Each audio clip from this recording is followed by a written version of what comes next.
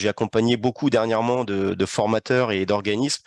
C'est un truc qu'on n'exploite jamais dans son plein potentiel. Donc moi, ce que j'ai envie de dire, c'est que la première chose à faire, c'est d'identifier son réseau proche. Dans le réseau proche, on a qui? On a la famille, on a les amis, on a les voisins, les copains, les collègues, les anciens collègues, les copains de sport, de musique, les gens qu'on croise à la bibliothèque. Toutes les personnes qu'on est amené à côtoyer dans notre entourage peuvent être des clients potentiels. Ces clients-là, ce qu'il faut dans un premier temps, c'est réussir à les identifier. Donc, c'est-à-dire de savoir à qui on parle. Est-ce que cette personne-là, potentiellement, avec son activité professionnelle, elle pourrait être un de mes clients? Ou alors, carrément, dans son entreprise, avec qui elle travaille, dans quelle entreprise elle travaille, elle pourrait me mettre en lien avec un client potentiel. C'est la première étape, c'est de faire un peu la liste de toute cette personne, de toutes ces personnes qu'on connaît et d'aller chercher les clients potentiels. Le deuxième point qui me paraît essentiel, c'est que quand on a fait cette liste, on a regardé les clients potentiels, mais il faut pas s'arrêter là, parce on peut utiliser le réseau de notre réseau. Et ça, dès qu'on commence à utiliser ce levier, les possibilités deviennent exponentielles.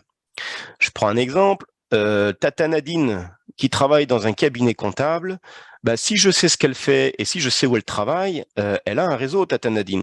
Et dans son réseau, il y a qui? Il y a ses collègues, mais il y a aussi tous les clients du cabinet comptable. Et tous ces clients peuvent être des clients potentiels. J'en reviens à ce réseau, le réseau du réseau. J'ai aussi le réseau de mon voisin Franck. Franck, il travaille dans une grande entreprise dans l'automobile. Quand je comprends dans quel service il travaille, quelle entreprise, et que je vois un peu le réseau qu'il peut avoir, tout ce réseau-là, il peut m'être utile puisque avec Franck, si j'entretiens une relation, que je sais ce qu'il fait et que il finit par savoir ce que moi je fais, eh bien, il peut m'apporter des clients. Hein, le réseau également de mon ancien collègue Johan, qui travaille, je sais pas, dans un laboratoire de recherche. Le laboratoire de recherche, avec qui il est en lien dans son niveau professionnel, les différents services, les clients, les partenaires, les fournisseurs. Et tout ça, quand on additionne tout ça, ça fait énormément de monde. Et pour moi, c'est par là qu'il faut commencer par concentrer les recherches, parce que ces gens que vous connaissez, ces gens de votre entourage, ils vous connaissent déjà. Ça veut dire que ils vous connaissent, ils vous font confiance. Et la confiance, c'est ce qu'il y a de plus dur à installer dans une relation commerciale. Quand on veut vendre quelque chose à un prospect, il va pas acheter comme ça. D'abord, il va chercher à nous connaître. Est-ce qu'il peut nous faire confiance? Et seulement quand la confiance est installée, à ce moment-là, on va pouvoir aller échanger un peu plus loin et passer la deuxième étape. Et donc, ce réseau qui vous fait déjà confiance, eh bien, faut aller le travailler pour aller attaquer le réseau du réseau. Une fois qu'on a identifié, voilà, ce réseau avec tous ses clients potentiels, la deuxième étape, ça va être la communication. Et la communication, c'est pas évident. C'est pas évident, ça se travaille. Donc, ce que j'aurais envie de dire, moi, c'est que ce qu'il faut faire, c'est de préparer un message clair et concis qui met en évidence votre expertise, vos services de formation et les avantages que vous pouvez apporter au réseau de votre réseau. On a ce qu'on appelle, vous connaissez certainement, l'elevator pitch. L'elevator pitch, c'est quoi?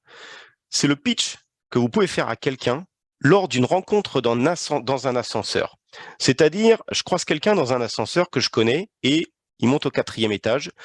J'ai 30 secondes pour lui expliquer ce que je fais. Et pendant ces 30 secondes, il faut que j'aille à l'essentiel.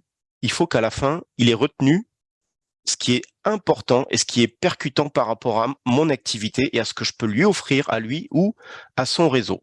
Il faut que ce soit court et percutant. Pour l'elevator pitch, moi, je vous recommande de le tester.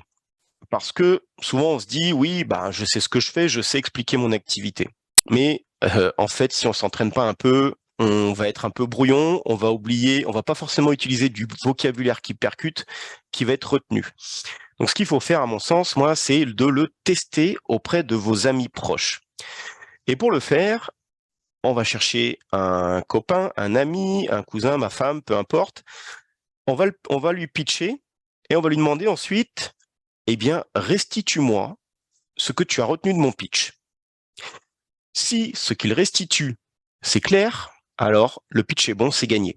Si c'est confus et qu'il n'a pas été capable de ressortir les principales activités, alors il faut retravailler le pitch. Donc ça commence par ça. L'elevator pitch, c'est-à-dire être capable, sans barber quelqu'un, parce que quand on va lui parler pendant 5 minutes de notre activité, au bout d'une minute ou deux, il décroche et il va pas retenir. Donc, court, percutant, l'elevator pitch. Ensuite, deuxième point qui est essentiel, c'est de s'intéresser à votre interlocuteur. Et quand je dis votre interlocuteur, je parle de mon voisin Franck, je parle de Tata Nadine. Qu'est-ce qu'elle fait exactement? Dans quel service elle travaille? Quelle est sa position? Quel est son cercle, son entourage proche dans cette entreprise? Qui sont ses clients? Qui sont ses fournisseurs? Et d'aller faire les liens en cherchant vraiment à identifier les clients potentiels. Si j'identifie que Tata Nadine, elle a des clients qui travaillent dans telle activité et que ça peut être des clients potentiels, bon, c'est gagné. J'ai fait un lien et il faut que j'aille le travailler, ce lien. Donc, il faut lui poser des questions sur sa vie professionnelle. En plus, les gens, ils adorent un truc, c'est qu'on s'intéresse à eux. Donc, si vous lui posez des questions, vous intéressez à elle, elle va adorer vous répondre. Troisième question, donc je vous disais, c'est poser les bonnes questions. Quelle est la fonction de l'interlocuteur? Quel est son domaine? Quelle est son entreprise? Est-ce qu'elle connaît la responsable RH de l'entreprise? Puisque c'est souvent la personne qui va nous intéresser dans le monde de la formation. La responsable RH, c'est elle qui va faire le plan de formation, le plan de développement des compétences, et c'est elle qui va aller soumettre à la direction le plan de développement des compétences avec la liste des organismes de formation qui vont être sollicités. Et ensuite, ne pas hésiter à demander de l'aide. On a toujours peur de demander de l'aide parce que ça nous met en position d'infériorité. Ça peut éventuellement, on a peur que ça nous décrédibilise également. Mais il faut pas avoir peur. Les gens, au final, ils adorent aider. Pourquoi?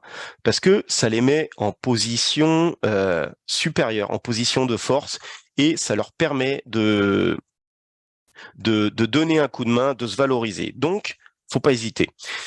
Est-ce que tu crois que tu pourrais me mettre en relation avec cette personne? Ça m'aiderait énormément à me lancer.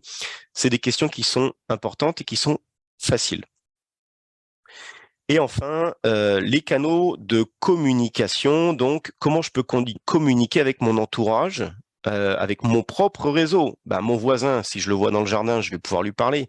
Mais il y a des gens qui sont pas à côté de chez nous qu'on peut pas voir. Donc, les canaux, ça va être les emails, le téléphone, les réseaux sociaux, le réseau LinkedIn, par exemple, on va en parler tout à l'heure, et évidemment les rencontres en physique. Voilà. Ensuite, quelques astuces. Garder le contact. Donc, garder le contact, évidemment, il faut travailler avec son réseau et il faut garder le contact. Il faut appeler, il faut donner des nouvelles. Il faut travailler ce réseau. On peut aussi proposer du parrainage. C'est des choses qui peuvent paraître un petit peu commerciales, mais c'est aussi des choses qui font plaisir puisque dans un réseau proche, on s'adresse à des particuliers. Si je dis, je propose un parrainage, je pense toujours à mon voisin Franck. Franck, si tu me mets en relation avec la responsable RH et puis qu'elle m'achète une formation, je t'achète un magnum de champagne. Je t'offre c'est des choses qui coûtent pas très cher, 50, 60 euros, mais par rapport au prix d'une formation, on peut facilement les offrir. Ça fait plaisir, ça motive, ça amène de la reconnaissance et ça fait parler aussi. Les témoignages, évidemment, les témoignages super importants. Dès qu'on a les premiers clients, il faut s'appliquer, il faut les chouchouter évidemment, mais il faut aller chercher du témoignage écrit et encore mieux, ça c'est par vidéo, puisque un témoignage vidéo, on va avoir la sincérité de la personne, on va avoir l'émotion qui va ressortir. On voit que c'est elle qui part, c'est pas un témoignage truqué. Puisqu'aujourd'hui, les témoignages écrits, il y en a plein, on sait comment ça s'obtient, c'est facile à faire, c'est truqué, voilà. La vidéo, c'est sincère, c'est authentique. Et montrer votre progression aussi, ça je trouve que c'est important parce que on a tout plus envie d'aider quelqu'un dont on voit qu'il avance plutôt que quelqu'un qui stagne. Donc, quand vous commencez à développer et ça développe de plus en plus, il faut en parler. C'est important. Mon voisin Franck, je garde l'exemple, eh bien, demain, je vais peut-être aller lui dire, ouais, j'ai discuté avec notre autre voisin Gérard. Bah, Gérard, il m'a recommandé auprès de son service RH. Elle m'a acheté une formation. Ah, ils sont super contents. Ça s'est super bien passé. Ah, Franck, qu'est-ce qu'il perçoit comme message? Il va se dire, ah putain, François, il parle, ça marche, les clients sont contents. Moi, je peux être bien vu si j'amène quelqu'un qui fait des bonnes prestations, qui parle bien, qui amène des bons résultats. Donc, montrer la progression. Conclusion rapide du réseau proche. C'est quelque chose qui est très efficace puisque vous avez déjà la moitié du boulot qui est fait. Vous connaissez les gens et ils ont confiance. Pour moi, c'est le canal le plus important et le prioritaire à exploiter parce que on l'oublie, on le fait pas et c'est le plus facile. Et en plus, c'est très formateur pour la vente et le marketing puisque ça permet de s'entraîner à pitcher et on parle avec des gens qui vont pas forcément nous juger, qui vont pas avoir peur de nous faire un retour pour nous aider en plus. Ils vont pouvoir nous donner des conseils.